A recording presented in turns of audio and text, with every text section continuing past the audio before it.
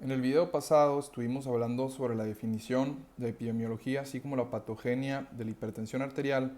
En este video estaremos hablando sobre el cuadro clínico y el diagnóstico de la hipertensión arterial. Vamos a comenzar entonces revisando el cuadro clínico. Comenzando con el cuadro clínico de la hipertensión arterial, lamentablemente es característico que la hipertensión permanezca asintomática hasta las fases tardías de su evolución y que incluso presiones elevadas importantes se mantengan clínicamente silentes durante años. Porque lamentablemente esta característica que tiene la hipertensión arterial de ser una enfermedad silenciosa que no produce síntomas durante muchos años, provoca que muchos pacientes con hipertensión pues no sepan que tienen hipertensión, además de que la vuelve una enfermedad muy difícil de tratar, ya que los pacientes al sentirse bien pues muchas veces deciden no cumplir con su tratamiento antihipertensivo de manera adecuada. Como veíamos en los datos de epidemiología, pues prácticamente la mitad de los pacientes hipertensos nunca logran controlar de manera adecuada sus niveles de presión arterial. Sin embargo, pues esto va a tener consecuencias graves, ya que la exposición crónica a niveles elevados de presión arterial o la elevación intensa de la presión arterial de manera aguda en las emergencias hipertensivas provoca la aparición de complicaciones en los órganos blancos, principalmente pues estos órganos incluyen a lo que sería el corazón, el encéfalo, los riñones y las arterias periféricas. Vamos a pasar a revisar pues cuáles son las complicaciones que pueden aparecer en estos órganos, enfocándonos primero en el estudio del corazón. En el corazón, la hipertensión arterial, al ser un factor de riesgo para el desarrollo de aterosclerosis, promueve el desarrollo de enfermedad arterial coronaria. En la enfermedad arterial coronaria, pues se van a estar generando placas de aterosclerosis en algún punto de estas arterias. Si pudiéramos ver, pues, un corte transversal a través de una arteria afectada por aterosclerosis, veríamos que esta enfermedad afecta la túnica íntima de las arterias y estas placas comienzan a crecer hacia el interior de lo que sería la luz del vaso, provocando una obstrucción a lo que sería el flujo sanguíneo de manera distal a lo que sería la placa. De tal manera que si tenemos una placa, por ejemplo, en este sitio de esta arteria, el flujo sanguíneo aquí vendría bien, se encuentra con la placa o la obstrucción y el flujo sanguíneo de manera distal pues sería inadecuado, de tal manera que toda la parte del tejido cardíaco irrigado por esta parte de la arteria pues sufriría de isquemia, que la isquemia básicamente lo que es un estrés celular causado por un desbalance entre por una parte la demanda de nutrientes, en este caso por parte del miocardio, y por otra parte la oferta de nutrientes por parte del flujo sanguíneo. En este desbalance la demanda de nutrientes supera lo que es la oferta de nutrientes por parte del flujo sanguíneo debido a la obstrucción de la arteria. La isquemia va a producir una manifestación que se conoce como angina de pecho, que es el dolor del miocardio causado por la isquemia, el cual se va a estar caracterizando por ser un dolor opresivo, es decir, como si el paciente tuviera una pesa en el pecho, que se localiza de manera retroesternal o precordial, aunque puede irradiarse frecuentemente hacia la superficie cubital del brazo izquierdo, pudiendo también irradiarse lo que sería el brazo derecho, ambos brazos, los hombros, el cuello o la mandíbula. La enfermedad arterial coronaria puede manifestarse como una angina de pecho estable, en la cual la isquemia o la angina de pecho aparece únicamente cuando el paciente realiza algún esfuerzo físico y cede con el reposo, ya que cuando el paciente realiza el esfuerzo físico, el aumento en las demandas de nutrientes por parte del miocardio produce pues este desbalance. Sin embargo, cuando el paciente reposa, otra vez el aporte de nutrientes puede suplir a lo que sería la demanda de nutrientes por parte del miocardio. A veces sucede que estas placas de aterosclerosis se rompen y muestran su contenido altamente trombótico, generando un trombo superpuesto a la placa, lo cual se conoce como aterotrombosis. Y esto lleva a la oclusión aguda de la luz de la arteria,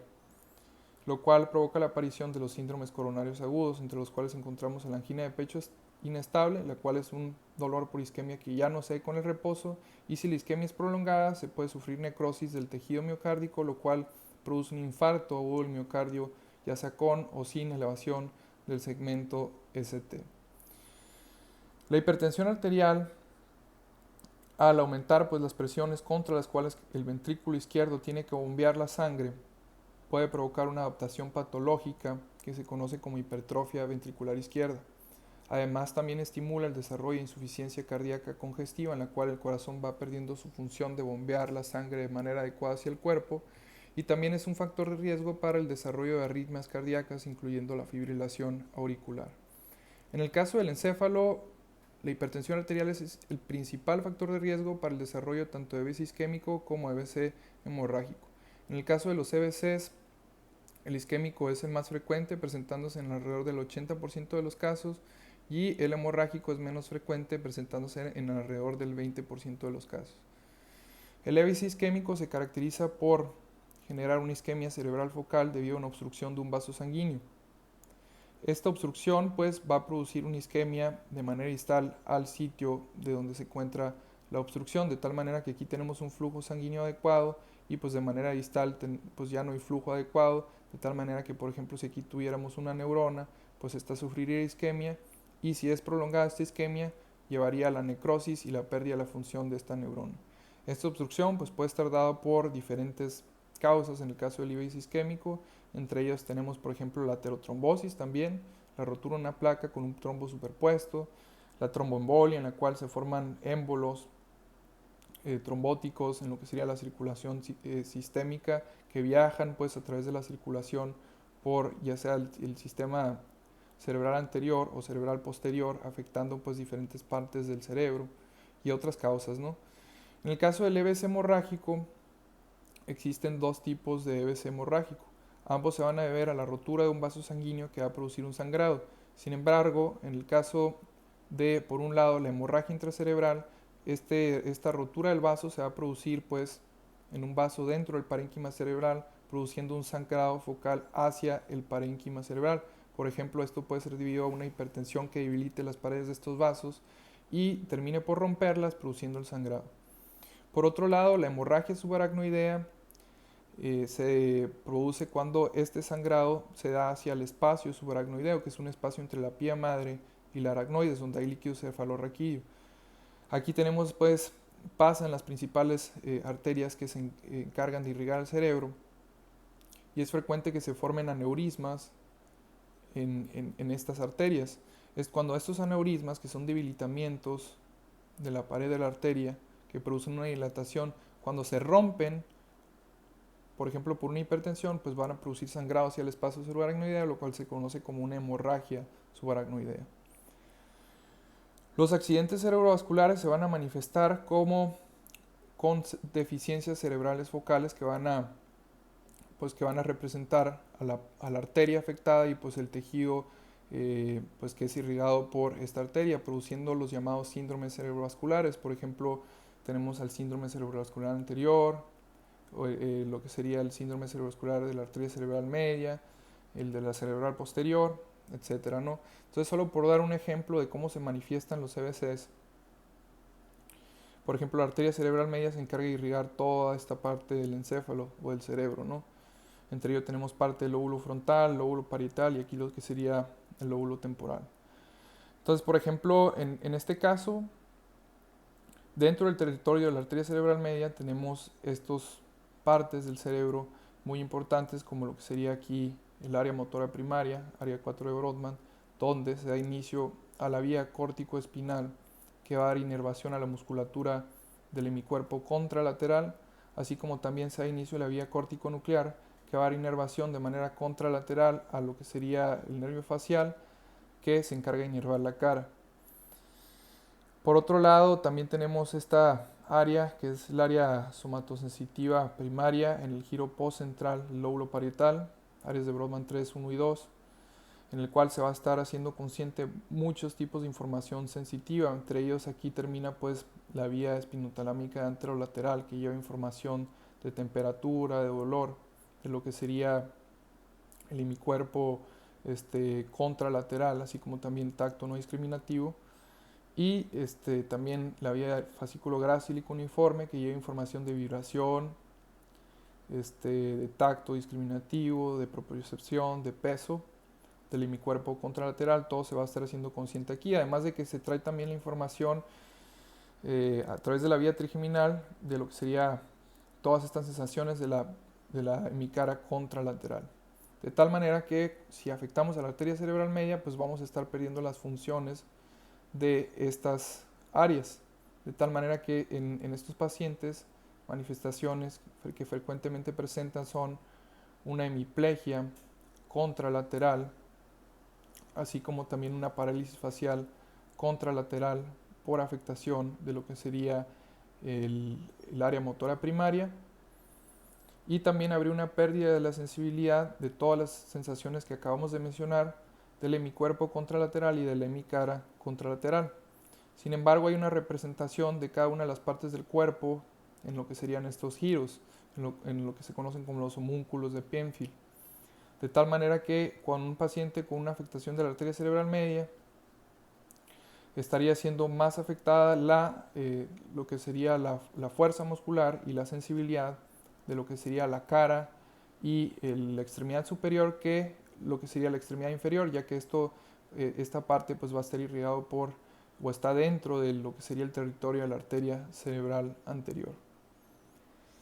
Además, pues también se pueden producir otras manifestaciones, entre ellas, por ejemplo, si se afecta el hemisferio cerebral dominante, se puede producir una fascia de Broca o una fascia de Wernicke por afectación del área de Broca y área de Wernicke involucrados en el lenguaje. Se puede producir también, pues, una desviación de la mirada hacia el sitio del infarto,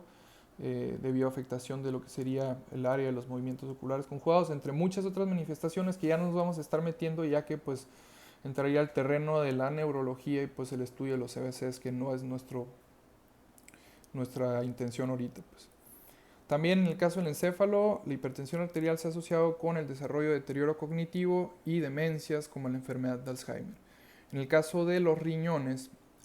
la hipertensión arterial aumenta el riesgo de presentar insuficiencia renal crónica, la cual es una enfermedad en la cual de manera progresiva se van a estar perdiendo la función de los riñones, de filtrar la sangre de manera adecuada, hasta llevar al paciente a una enfermedad renal en etapa terminal, en la cual los riñones del paciente ya no funcionan y para poder mantenerlo con vida requiere someterse de manera periódica a diálisis o trasplante renal. Por último, en el caso de las arterias periféricas, la hipertensión arterial aumenta el riesgo de desarrollar enfermedad arterial periférica. Al ser un factor de riesgo de aterosclerosis se puede producir una oclusión de las extremidades, de lo que serían las arterias que llevan sangre hacia las extremidades, más comúnmente las extremidades inferiores. Esta enfermedad se manifiesta frecuentemente con una manifestación que se conoce como claudicación intermitente, el cual es un síntoma que se caracteriza por la presencia de dolor muscular que aparece en la extremidad afectada durante lo que sería el esfuerzo físico y cede con el reposo, igual que con lo que sucedía con la angina de pecho, pues estable. Y también la hipertensión puede generar aneurismas de la aorta o aneurismas aórticos, que son debilitamientos en la pared de la aorta que producen dilataciones, y cuando se rompen estos aneurismas producen una hemorragia que muy frecuentemente lleva al paciente a la muerte. Y por último, la hipertensión arterial también puede generar daños en los vasos o las arterias que se encargan de irrigar a la retina, de tal manera que los pacientes pueden generar problemas visuales en esta enfermedad que se conoce como retinopatía hipertensiva. Ahora vamos a pasar a realizar entonces una revisión de lo que sería el diagnóstico de hipertensión arterial. Entonces, el diagnóstico de hipertensión se va a realizar mediante la medición de la presión arterial, en la cual vamos a estar encontrando cifras en reposo de presión que se mantienen mayores o iguales a 130 sobre 80 milímetros de mercurio. En el primer video ya hablamos sobre cuál es la clasificación de la presión arterial en el adulto y cómo la hipertensión se divide en etapa 1 y en etapa 2. Una vez que ya realizamos el diagnóstico, hay que realizar una evaluación del paciente que nos permite identificar causas secundarias de hipertensión, daño a órganos blancos, así como otros factores de riesgo cardiovasculares. Entonces, enfocándonos primero en la medición de la presión arterial, para el diagnóstico de hipertensión,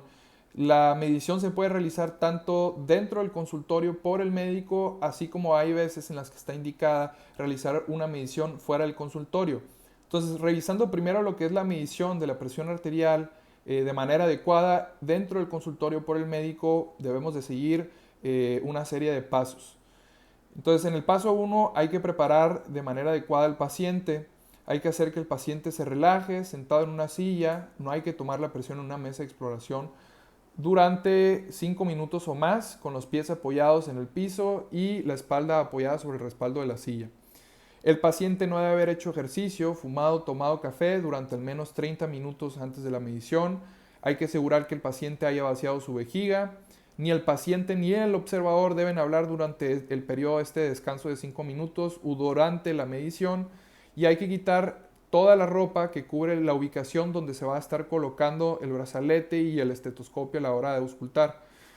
Dentro de lo que sería el paso 2 ya encontramos utilizar una técnica adecuada para la medición de la presión arterial. Debemos utilizar un dispositivo para la medición de la presión arterial que haya sido validado y asegurarse de que el dispositivo se calibre de manera periódica. Hay que sostener el brazo del paciente, por ejemplo, apoyándolo sobre un escritorio y colocando el centro del brazalete en lo que sería la parte superior del brazo, y el brazo hay que colocarlo a la altura de lo que es la aurícula derecha, que se encuentra en el punto medio del esternón. Hay que usar el tamaño correcto del brazalete de manera que la parte inflable rodee el 80% del brazo, y para la auscultación mediante el estetoscopio de lo que serían los ruidos de Korotkov podemos usar tanto la campana como el diafragma. Ahora, en el paso 3 hay que tomar las medidas necesarias para el diagnóstico de presión arterial elevada o hipertensión. En la primera visita hay que registrar la presión arterial en ambos brazos y vamos a utilizar el brazo que dé la lectura más alta para las lecturas posteriores. Si fue el brazo izquierdo, pues vamos a usar el brazo izquierdo para la toma posterior de mediciones de la presión arterial, o si fue el brazo derecho, pues usaremos el brazo derecho.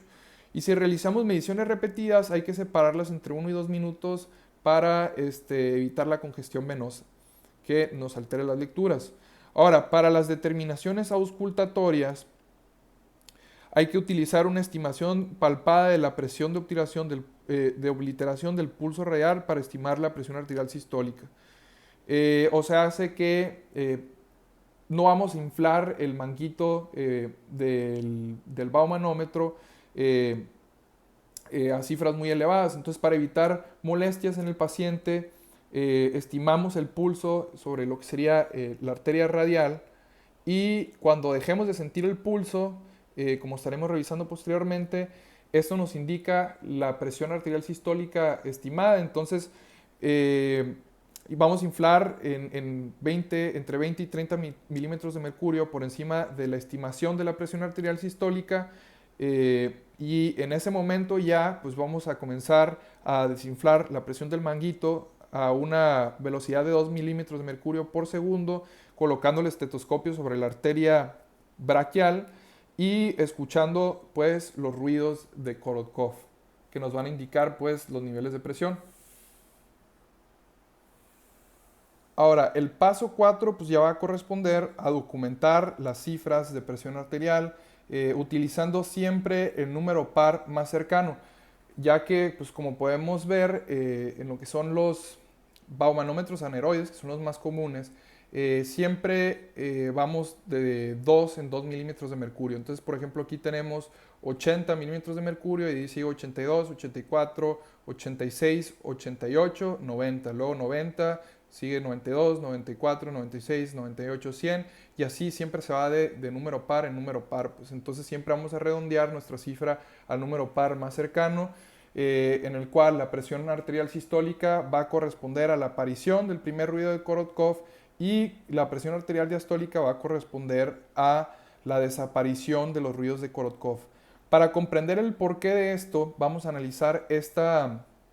tabla que es muy didáctica, en la cual tenemos por un lado las cifras de presión. Entonces aquí tenemos un trazo de lo que es el pulso arterial, donde vemos que este paciente está teniendo cifras de presión arterial sistólica, que es la presión arterial máxima que se ejerce sobre la pared arterial en el pulso, que aquí la tenemos en 120, y posteriormente baja hasta 80 milímetros de mercurio, lo cual representa pues, la presión arterial diastólica. Entonces esto va a ser, con cada pulso se va a estar pues, generando estas presiones, ¿no? Con cada latido cardíaco. Ahora, cuando nosotros colocamos el baumanómetro sobre lo que sería la arteria braquial, el baumanómetro va a comenzar a ejercer una presión también sobre la pared de la arteria, que se va a oponer a la presión que genera la sangre contra la pared arterial con cada latido cardíaco, que es la presión arterial. Entonces comenzamos a inflar, conforme comenzamos a inflar el baumanómetro, En el momento en el que nosotros superamos la presión arterial sistólica, pues la presión que ejerce el manguito del baumanómetro sobre la pared de la arteria es mayor a la presión que ejerce la sangre. Entonces en ese momento se va a colapsar la arteria y por eso nosotros debemos de palpar el pulso de la arteria radial para estimar más o menos en cuánto está nuestra presión arterial sistólica para inflar lo que es el manguito del baumanómetro. Y en el momento en el que dejamos de sentir el pulso, pues esto debido al colapso de lo que sería la arteria braquial, pues eso va a corresponder a nuestra cifra de presión arterial sistólica y vamos a inflar 20 a 30 milímetros de mercurio más para darnos chance de poner el estetoscopio sobre donde vamos a auscultar el pulso de la arteria braquial y pues en ese momento pues no vamos a escuchar nada, ¿no? Pues ya que pues no hay flujo de sangre de manera distal a lo que sería el manguito. Entonces va a haber un silencio total. Conforme comenzamos a descender la presión en el manguito sobre la pared de la arteria, cuando alcanzamos la presión arterial sistólica va a comenzar a haber flujo sanguíneo otra vez, pero el flujo sanguíneo va a ser turbulento debido a que la arteria sigue comprimida y en este caso, pues este flujo turbulento va a provocar la aparición de los ruidos de Korotkov. Entonces, la aparición del primer ruido de Korotkov que escuchemos con el estetoscopio nos va a indicar la presión arterial sistólica. Y conforme seguimos descendiendo la presión en lo que ejerce el manguito sobre la arteria braquial, en cuanto pasemos por debajo de la presión arterial diastólica, pues la arteria pues ya no va a estar comprimida, el flujo sanguíneo va a ser libre, ya no va a haber un flujo turbulento y ya no vamos a escuchar nada. Entonces, ese momento en el que dejamos de escuchar o que escuchamos el último ruido de Korotkov, esa corresponde a nuestra cifra de presión arterial diastólica. Y ya que tenemos la cifra de presión arterial diastólica, pues ya podemos rápidamente desinflar el baumanómetro y pues quitarle el brazalete a nuestro paciente. Y bueno, ya así vamos a tener nuestras cifras de presión arterial sistólica y de presión arterial diastólica. Ahora, el paso 5 corresponde a promediar las lecturas debido a que las mediciones individuales de la presión arterial tienden a variar de manera impredecible o aleatoria y una sola lectura es inadecuada para la toma de decisiones clínicas. El diagnóstico formal de hipertensión arterial siempre va a requerir de un promedio de 2 a 3 mediciones de la presión arterial obtenidas en 2 a 3 ocasiones distintas, lo cual minimiza este error aleatorio y proporciona una base más precisa para la estimación de la presión arterial. Es decir,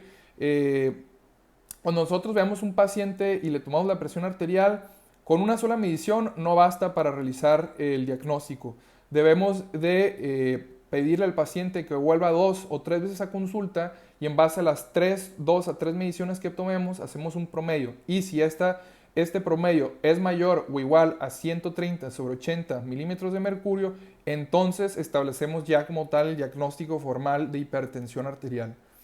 Y bueno, el paso 6 va a consistir en proporcionar las lecturas de presión arterial al paciente que debe estar enterado de sus cifras de presión, tanto en manera verbal así como que hay que escribírselas.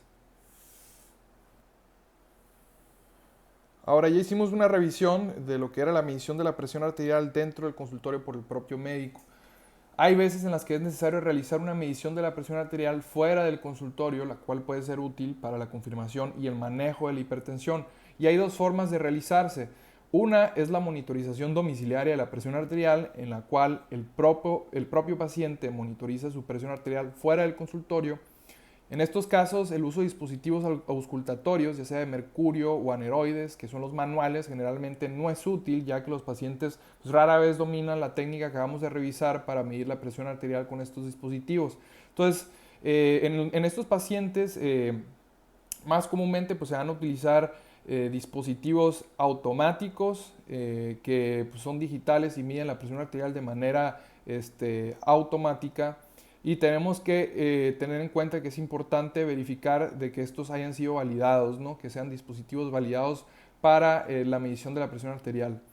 Y además el paciente debe ser capacitado para realizar medidas adecuadas de la presión arterial, teniendo en cuenta pues, todo lo que decíamos previamente, que el paciente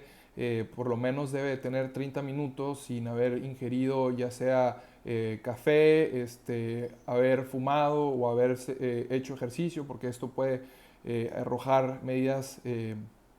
falsas de presión arterial elevada. El paciente debe descansar 5 minutos en una silla, colocar su brazo pues a nivel del corazón. Todas estas cosas que estuvimos revisando es importante discutirlas con el paciente para que tome de manera adecuada su presión arterial. Por otro lado, tenemos la monitorización ambulatoria de la presión arterial, en la cual se va a utilizar un dispositivo automático para obtener lecturas de la presión arterial fuera del consultorio a intervalos ya establecidos, generalmente durante un periodo de 24 horas, mientras el paciente realiza sus actividades diarias normales. Entonces, los monitores suelen estar programados para obtener lecturas cada 15 a 30 minutos durante el día y cada 15 minutos a 1 hora durante la noche. Mediante la disponibilidad de técnicas de monitorización de lo que es la presión arterial no invasivas, esto ha dado lugar a la diferenciación de la hipertensión en varias categorías clínicamente útiles que se van a basar en el lugar de la medición de la presión arterial. Entonces estuvimos viendo que la presión arterial puede medirse tanto dentro como fuera del consultorio mediante estas técnicas de medición. Entonces, un paciente normotenso va a tener una presión arterial normal tanto dentro como fuera del consultorio. En los casos de que haya hipertensión sostenida, tenemos cifras elevadas de presión arterial tanto dentro como fuera del consultorio. Existen dos situaciones en las cuales esto no va a suceder. Tenemos por un lado la hipertensión de bata blanca, en la cual cuando medimos la presión arterial dentro del consultorio el paciente tiene hipertensión, pero cuando la medimos fuera del consultorio tiene cifras de presión arterial que no corresponden a hipertensión o que son normales. Y por el otro lado, en la hipertensión enmascarada es al revés. Cuando le medimos la presión arterial a nuestro paciente en la consulta, este paciente tiene cifras normales, y cuando se realiza la medición de la presión arterial fuera de la consulta encontramos cifras elevadas de la presión arterial. Entonces vamos a estar haciendo revisión tanto de la hipertensión de bata blanca así como la hipertensión enmascarada. Comenzando con la hipertensión de bata blanca, como decíamos, esta se va a caracterizar por una presión elevada en el consultorio, pero lecturas normales cuando se mide fuera del consultorio, ya sea con monitorización domiciliaria de la presión arterial o con una monitorización ambulatoria de la presión arterial. Y la relevancia clínica de la hipertensión blanca es que típicamente se ha asociado con un aumento mínimo en el riesgo de enfermedad cardiovascular o de mortalidad por todas las causas, lo cual ha dado lugar a la recomendación de detectar la hipertensión de bata blanca ya sea con monitorización ambulatoria de la presión arterial o domiciliaria para evitar iniciar un tratamiento con fármacos antihipertensivos en dichos individuos que sea innecesario exponerlo pues también a gastar dinero, a efectos adversos de los medicamentos, entre otras cosas, ¿no? Ahora, ¿cómo se detecta pues la hipertensión de bata blanca? Aquí tenemos un algoritmo. En un paciente cuya presión arterial en el consultorio es mayor o igual a 130 sobre 80 milímetros de mercurio, pero es menor a 160 sobre 100 milímetros de mercurio, después de 3 meses de prueba con cambios en el estilo de vida y hay una sospecha de hipertensión de bata blanca, entonces debemos de realizar una monitorización ambulatoria de la presión arterial o una monitorización domiciliaria. Y si la monitorización ambulatoria diurna o la monitorización domiciliaria muestran cifras de presión arterial menores a 130 sobre 80 milímetros de mercurio, entonces estaríamos hablando de una hipertensión de bata blanca en la cual pues deben implementarse los cambios en el estilo de vida y deben de realizarse una monitorización ambulatoria de la presión arterial o domiciliaria anual para detectar la progresión hacia una hipertensión sostenida en la cual pues el paciente también tendría cifras de presión arterial elevadas fuera de la consulta.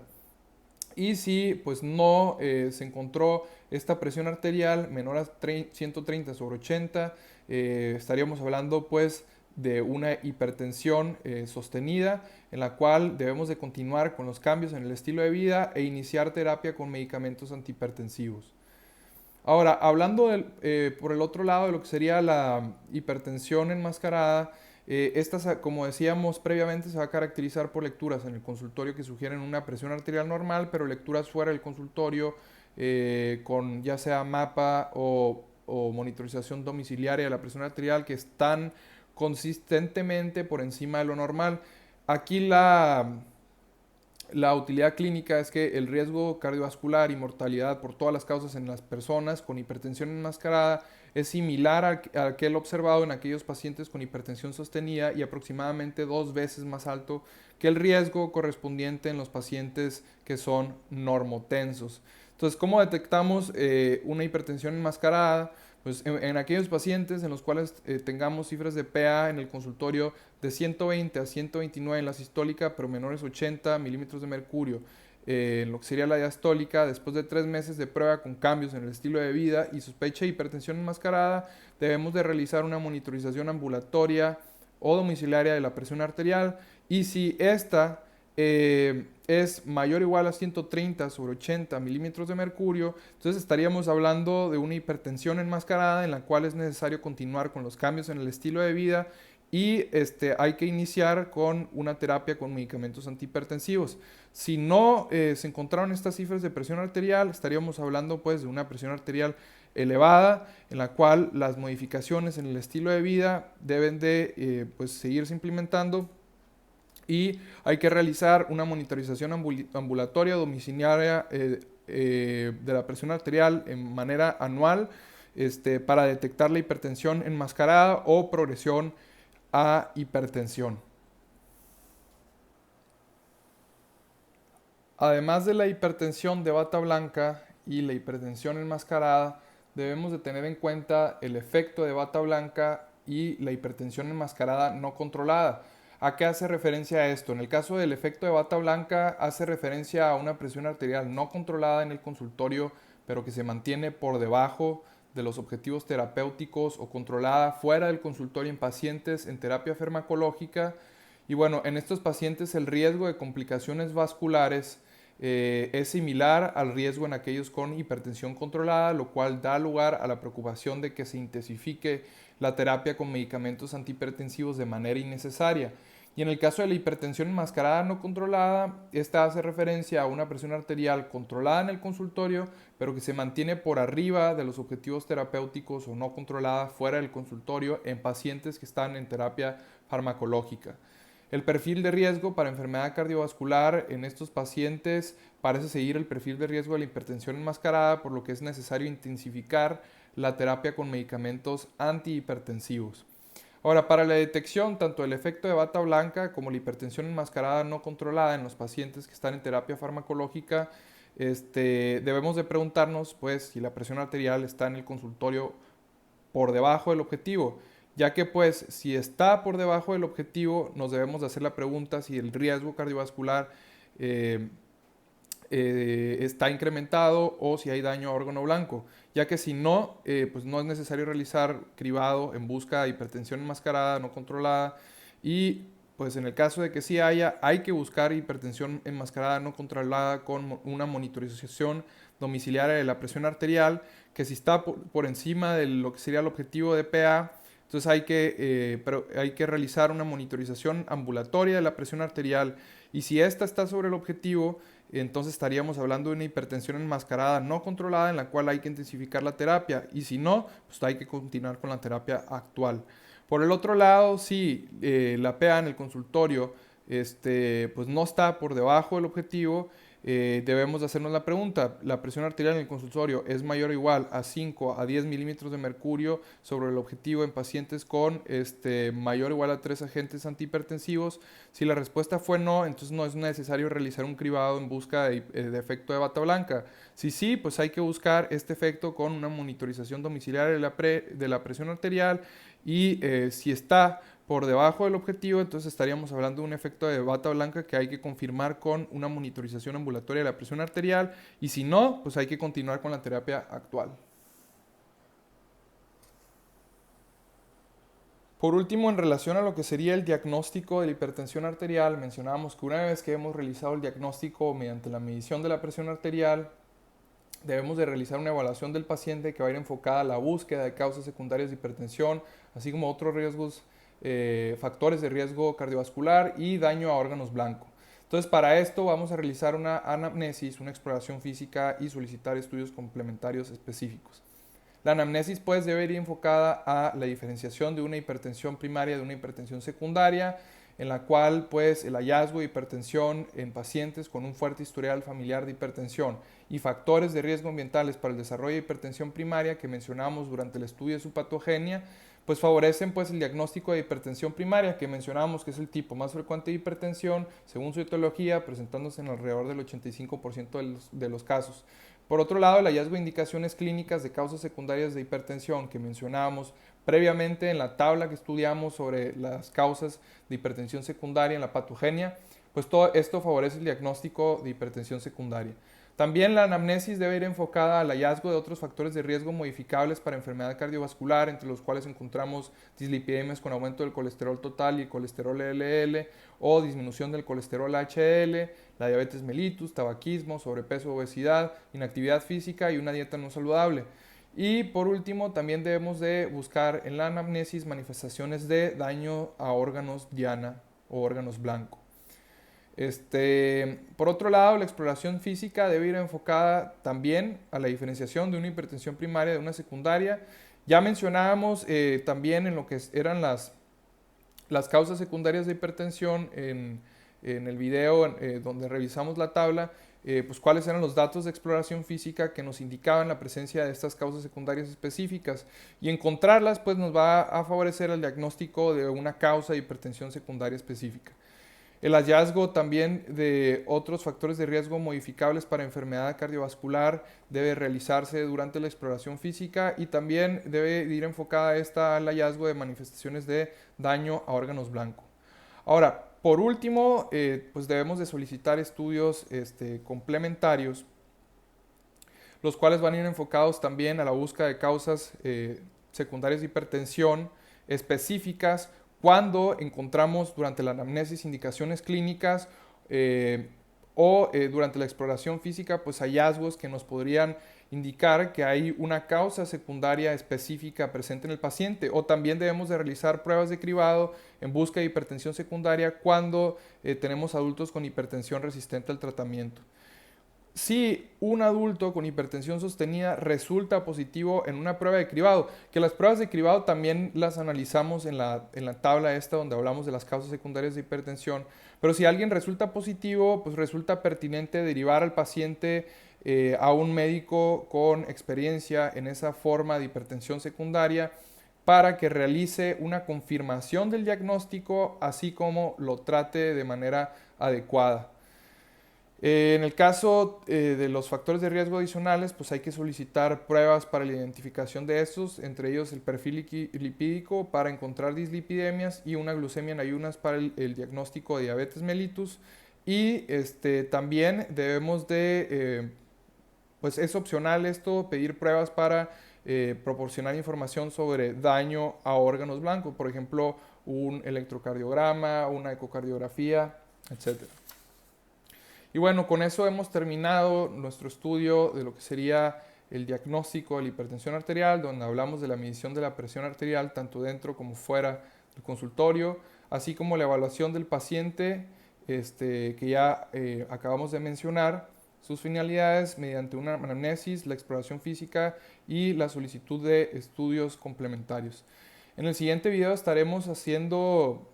pues como tal un video donde hablemos sobre, o más bien hagamos una demostración de lo que sería la forma correcta de tomar la presión arterial, y posterior a esto ya estaremos entrando en lleno lo que sería el tratamiento pues de la hipertensión arterial.